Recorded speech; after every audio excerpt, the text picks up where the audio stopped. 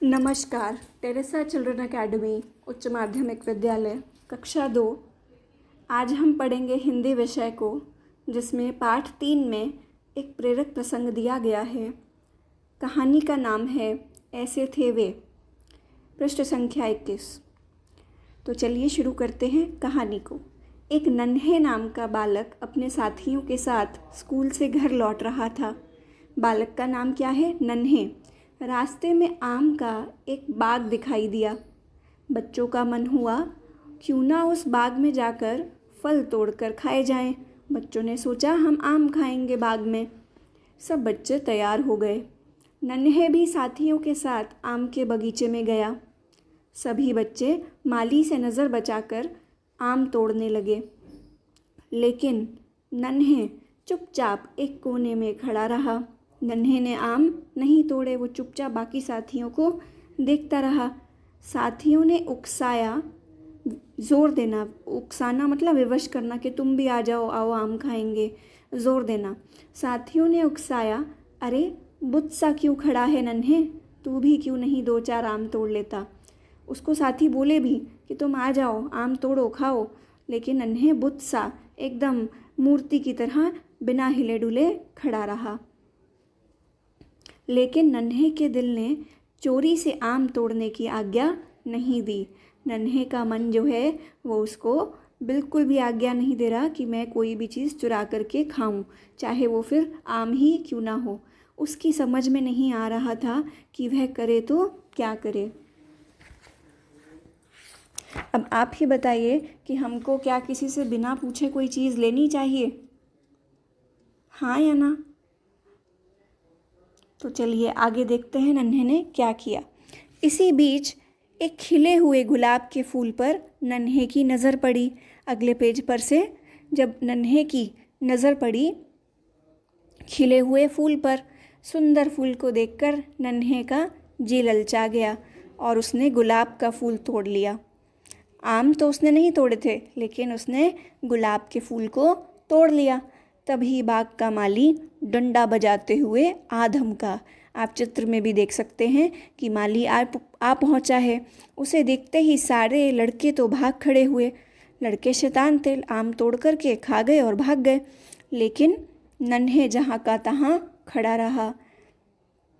तो अब सोचिए नन्हे के साथ माली करेगा तो क्या, क्योंकि वो ही पकड़ा गया। माली ने उसे पकड़ लिया और कहा, कहाँ है तेरा घर? चल मैं तुझे तेरे पिताजी के पास ले चलता हूँ। माली को गुस्सा आया।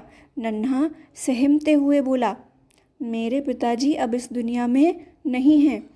नन्हा डर गया और बोला, मेरे पिताजी तो नहीं हैं इस दुनिया में, वो भगवान के पास चले गए हैं, अर्थात उनकी मृत्यु हो गई है।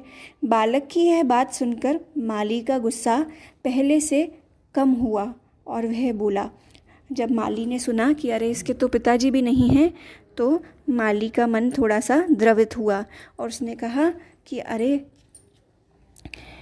तुम्हें ऐसे गलत काम नहीं करने चाहिए, अच्छे बच्चों को ही अपना साथी बनाओ, बेटा अच्छे बच्चे बनो।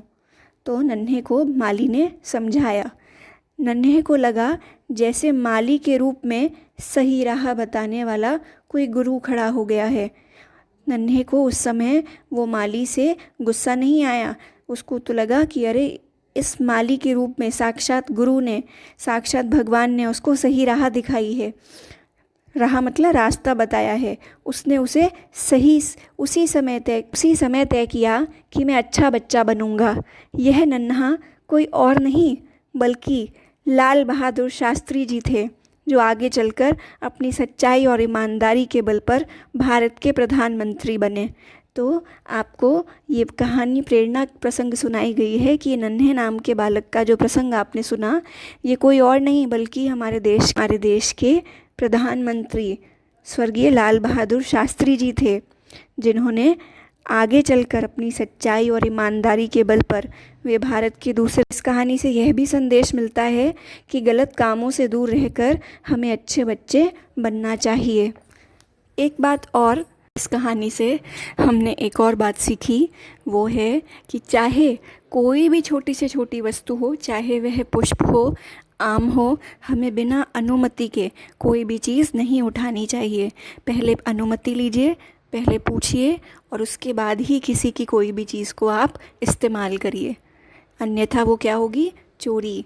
तो स्वर्गीय लाल बहादुर शास्त्री जी ने हमें अपने जीवन की इस कहानी से बहुत बड़ी प्रेरणा दी है और हमें गलत कामों से दूर रहकर अच्छे बच्चे बनने का संदेश भी दिया है।